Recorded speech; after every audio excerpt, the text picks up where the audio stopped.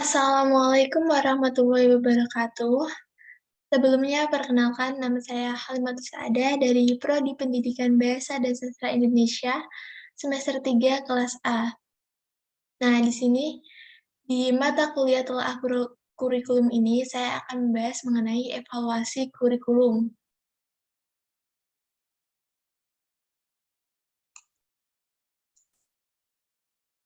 Nah, di evaluasi kurikulum ini, kita akan membahas 3 poin. Yang pertama mengenai pengertian evaluasi kurikulum, yang kedua, tujuan evaluasi kurikulum, dan yang terakhir yaitu konsep atau model evaluasi kurikulum. Nah, yang pertama mengenai pengertian evaluasi kurikulum. Evaluasi kurikulum ini merupakan salah satu komponen kurikulum yang perlu dikuasai oleh guru sebagai pelaksana kurikulum. Yang kedua ini ada tujuan evaluasi kurikulum.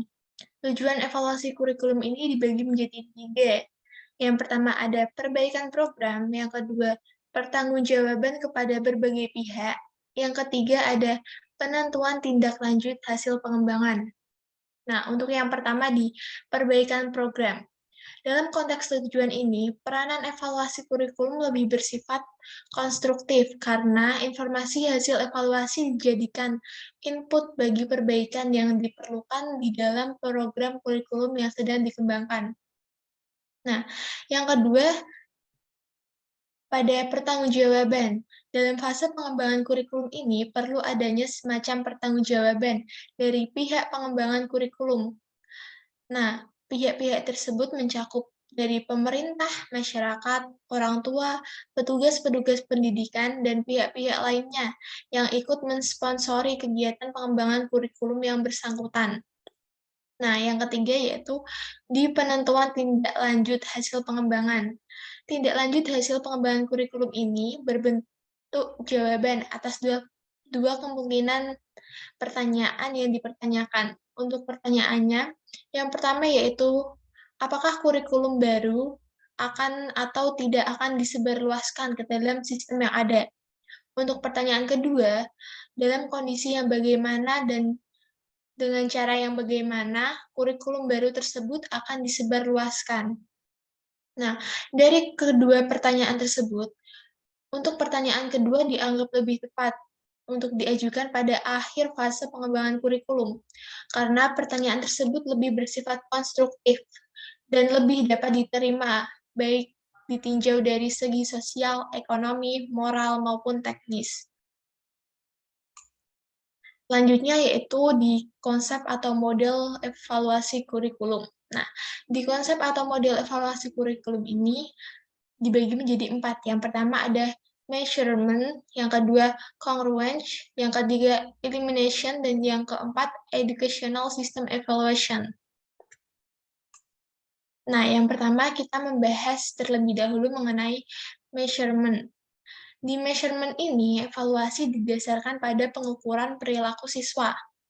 Nah, pengukuran perilaku siswa ini guna untuk mengungkapkan perbedaan antara individual dengan kelompok. Objek evaluasi di evaluasi measurement ini dititik beratkan pada hasil belajar, terutama dalam aspek kognitif, yang khususnya dapat diukur dengan alat evaluasi yang objektif dan dapat dibakukan. Dalam kegiatan evaluasi measurement ini, dapat ditempuh dengan cara-cara seperti menempatkan kedudukan setiap siswa dalam kelompoknya. Yang kedua, membandingkan hasil belajar antara 2 atau lebih kelompok dengan menggunakan program atau metode yang berbeda-beda. Nah, yang terakhir, dapat melalui teknik evaluasi yang digunakan dengan cara tes yang berbentuk objektif. Nah, di tinjauan konsep measurement ini, kelemahannya terletak pada penekanan yang berlebihan. Penekanan yang berlebihan itu yaitu terletak pada aspek pengukuran dalam kegiatan evaluasi pendidikan. Tetapi, pada pendekatan yang digunakan oleh konsep measurement ini sangat besar pengaruhnya dan banyak kelebihan yang dirasakan. Misalnya dari berbagai kegiatan, baik dari kegiatan pendidikan seperti halnya seleksi dan klasifikasi siswa. Ada juga dari kegiatan pemberian nilai di sekolah dan juga kegiatan penelitian pendidikan. Contoh implementasi evaluasi kurikulum measurement ini yaitu pada saat akhir pembelajaran bahasa Indonesia.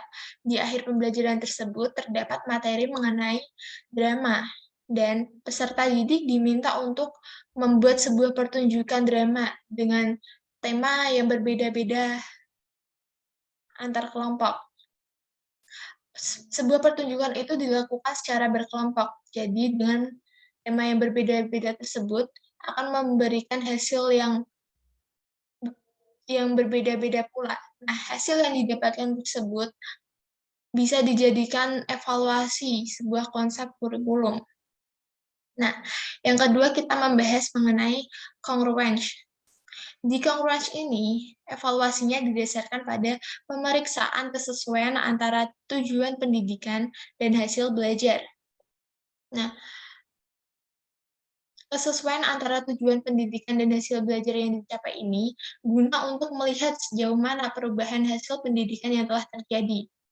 Untuk objek evaluasinya dititik beratkan pada hasil belajar dalam bentuk kognitif, psikomotorik, maupun nilai dan sikap.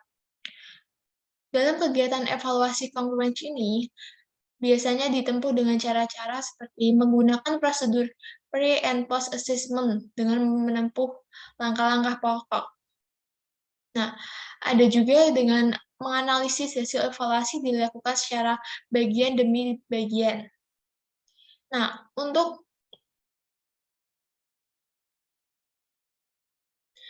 tinjauannya, kelemahan konsep congruence ini terletak pada ruang lingkup evaluasinya. Hasil evaluasi yang diperoleh tidak bersifat relatif karena selalu dihubungkan dengan tujuan yang hendak dicapai sebagai kriteria perbandingan. Pelaksanaan evaluasi dari konsep ini terjadi pada saat kurikulum sudah selesai dilaksanakan, dengan jalan membandingkan antara hasil pre-test dan post-test. Akibatnya, informasi yang dihasilkan hanya dapat menjawab pertanyaan dengan tujuan-tujuan yang sudah atau belum dicapai. Untuk kelebihan congruence ini, salah satunya yaitu menghubungkan hasil belajar dengan tujuan-tujuan pendidikan sebagai kriteria perbandingan, dan juga memperkenalkan sistem pengolahan hasil evaluasi secara bagian demi bagian. Nah, untuk contoh implementasinya ini, yaitu pada akhir pembelajaran, guru terkadang mengadakan tes, baik itu tes tertulis maupun tes lisan. Dan untuk hasil belajarnya tersebut dapat dilihat dari hasil tes yang telah dilakukan. Apakah peserta didik tersebut memahami pembelajaran yang diberikan sebelumnya atau tidak. Nah, kegiatan tersebut menghubungkan hasil belajar dengan tujuan pendidikan, yaitu tujuannya mencerdaskan kehidupan bangsa yang ada saat ini. Nah, selanjutnya yaitu konsep elimination. Nah, di konsep ini evaluasinya didasarkan pada pertimbangan. Nah, pertimbangan yang dihasilkan ini diperlukan untuk menyempurnakan program. Evaluasi pada dasarnya merupakan studi yang mengenai salah satunya yaitu pelaksanaan program, pengaruh faktor lingkungan, kebaikan-kebaikan, dan kelemahan program. Nah, untuk objek evaluasi elimination ini mencakup pada latar belakang dan perkembangan program. Ada juga proses pelaksanaan dan hasil belajar, dan juga kesulitan-kesulitan yang dialami pada saat pembelajaran.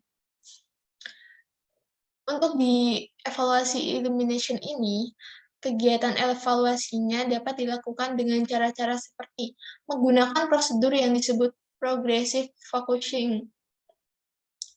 Nah, dapat juga menggunakan teknik evaluasi mencakup seperti observasi, wawancara, angket, analisis, dokumen, dan juga tes. Nah, untuk tinjauannya, di elimination ini kelemahannya terletak pada teknis pelaksanaannya, yaitu pada kegiatan evaluasi ini tidak didahului oleh adanya perumusan kriteria yang jelas dan objektif. Dari evaluasi yang dan objektivitas dari evaluasi yang dilakukan perlu dipersoalkan. Dalam konsep elimination ini juga tidak menekankan pentingnya evaluasi terhadap bahan-bahan kurikulum selama bahan-bahan tersebut disusun dalam tahap perencanaan. Nah, untuk contoh implementasinya ini, pada evaluasi konsep elimination ini ditekankan pada proses dan hasil belajar. Misalnya pada pembelajaran biologi. Pada pembelajaran tersebut, peserta didik diminta untuk melakukan penelitian pada tanaman. Dan setelah penelitian itu, diminta untuk dijadikan laporan. Nah, laporan tersebut termasuk hasil dari pembelajaran peserta didik yang dilakukan dari meneliti tanaman yang sudah ada. Nah, untuk yang terakhir yaitu pada educational system evaluation. Nah, pada evaluasi ini, educational system evaluation didasarkan pada perbandingan antara performance setiap dimensi program dan kriteria. Nah, untuk perbandingan antara performance setiap dimensi program dan kriteria ini berakhir dengan suatu deskripsi dan pertimbangan. Untuk objek yang dicakupnya meliputi input yang terdiri dari bahan, rencana, dan peralatan, proses dan hasil yang dicapai dalam arti yang lebih luas. Nah, untuk kegiatan evaluasi ini cenderung ditempuh dengan cara-cara membandingkan performance setiap dimensi program dengan kriteria, baik itu dengan internal maupun eksternal. Nah, untuk tinjauannya, kelemahan pada educational system evaluation ini terletak pada pandangannya tentang evaluasi ini. Pada hakikatnya, dari ruang lingkup evaluasi, konsep educational system evaluation ini memperlihatkan banyak segi-segi yang positif untuk kepentingan proses pengembangan kurikulum. Nah, untuk kelemahannya yang terletak pada pandangan tentang evaluasi ini, yaitu pada menyimpulkan kebaikan program secara menyeluruh. Secara menyeluruh, konsep ini relevan dengan peranan evaluasi di dalam proses pengembangan kurikulum dan dapat mengatasi kelemahan-kelemahan yang terkandung di dalam konsep-konsep yang terdahulu. Nah, untuk contoh implementasi konsep educational system evaluation ini, yaitu pada saat dimulai dari proses belajar, sampai hasil belajar tersebut, untuk memperoleh gambaran yang menyeluruh tentang kurikulum yang dikembangkan, kita dapat mengambil konsep educational system evaluation ini. Karena konsep yang tepat untuk evaluasi kurikulum dari keempat konsep tersebut yaitu konsep educational system evaluation, karena konsep ini sangat relevan dalam evaluasi kurikulum, karena di dalam prosesnya pengembangan kurikulum dapat mengatasi kelemahan-kelemahan yang terkandung dalam ketiga konsep sebelumnya. Contoh implementasinya yaitu misalnya terdapat seorang guru yang memberikan inti materi kepada peserta didik, lalu peserta didik diminta untuk mencari lebih banyak informasi materi yang diberikan guru tersebut. Nah, setelah itu, guru memberikan beberapa pertanyaan untuk dapat dijawab peserta didik. Nah, apabila peserta didik dapat menjawab dengan baik, artinya peserta didik dapat mencari informasi dengan baik dan memahaminya lebih banyak lagi. Hal tersebut meyakinkan bahwa proses belajar dan hasil belajarnya juga baik. Nah, untuk keperluan seleksi dan klasifikasi peserta didik, kurikulum yang dengan menggunakan kurikulum yang baru, dapat menggunakan model measurement, karena model measurement tepat untuk membandingkan efektivitas kurikulum yang baru dengan kurikulum yang ada. Nah, untuk mengkaji efektivitas pembelajaran yang telah dilakukan, dan untuk menetapkan tingkat penguasaan siswa terhadap tujuan-tujuan pembelajaran, model congruence sangat ampuh untuk digunakan. Dan jika kita ingin memperoleh gambaran yang lebih mendalam tentang proses pelaksanaan kurikulum beserta faktor-faktornya, kita dapat menggunakan model elimination. Dan untuk model educational system evaluation adalah model yang tepat untuk digunakan dalam evaluasi kurikulum yang ada. Nah, sekian, terima kasih sudah mendengarkan dan menyimak. Mohon maaf jika ada kesalahan tutur kata. Dan terima kasih sekali lagi. Assalamualaikum warahmatullahi wabarakatuh.